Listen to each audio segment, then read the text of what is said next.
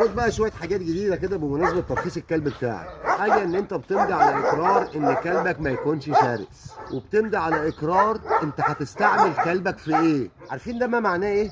معناه ان ده حد من البلطجه. وده ليه؟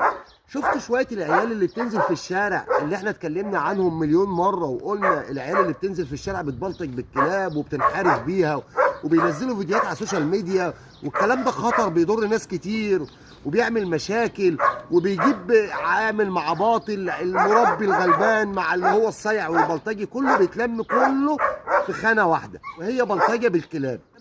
طبعا الاخ المحترم او الولد المحترم اللي بينزل الشارع ويبلطج بكلبه ويعيش لي الدور وينزل فيديوهات على السوشيال ميديا وهو الكلب بيهجم وبيتنطط وبيمسك النار وبيمسك مش عارف ايه، كل الحاجات دي هي اللي عكت في الاخر، وهي دي سبب الليله اللي احنا فيها. تمام؟ اول حاجه حبيب قلبي، عشان ترخص كلبك لازم تروح بكلبك مديريه الطب البيطري. الحاجه الثانيه لازم تكتب اقرار انت بتربي الكلب ليه، ايه سبب التربيه، لو حراسه. ولو كلبك عدواني او سلوك سيء مش هيترخص، لان انت بتمضي باقرار على كده كمان. خد بقى دي قرارات جديده، الكلام اللي بقوله لك ده من ادارات الطب البيطري من وزاره الزراعه، قرارات منزلها وزاره الزراعه، ما بقولكش كلام من بره. وادي رخص جديده. تمام؟ دي رخص جديده، الرخصه 1130 جنيه. كلبك لازم يكون سلوكه جيد، كلبك لازم ما يكونش عدواني وينزل يأذي الناس في الشارع.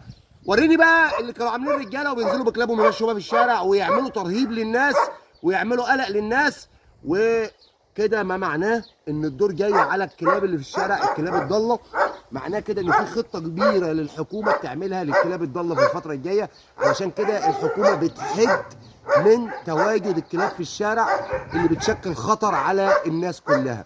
هل الكلاب الضاله هتقابل مساوئ في الموضوع ده، ولا محل مشاكلها بطريقه رحيمه؟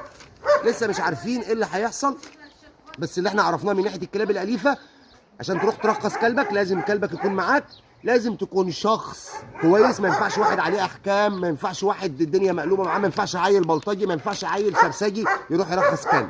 مش اي حد هيرخص كلب على فكره. تمام؟ الحاجه اللي بعد كده، عشان ترخص كلبك لازم بتمضي على اقرار انت هتستعمله في ايه. الحاجه اللي بعد كده لازم يكون كلبك مش عدواني وسلوكه جيد. احلى مليون مسا عليكم، وكده وضحت. وادي طبعا تراخيص جديده. تمام؟ فلازم يكون معروف مين اللي بيرخص، مين اللي بيخش الطب البيطري، مين اللي عنده كلب، مربي كلبك ليه، بتعمل بيه ايه.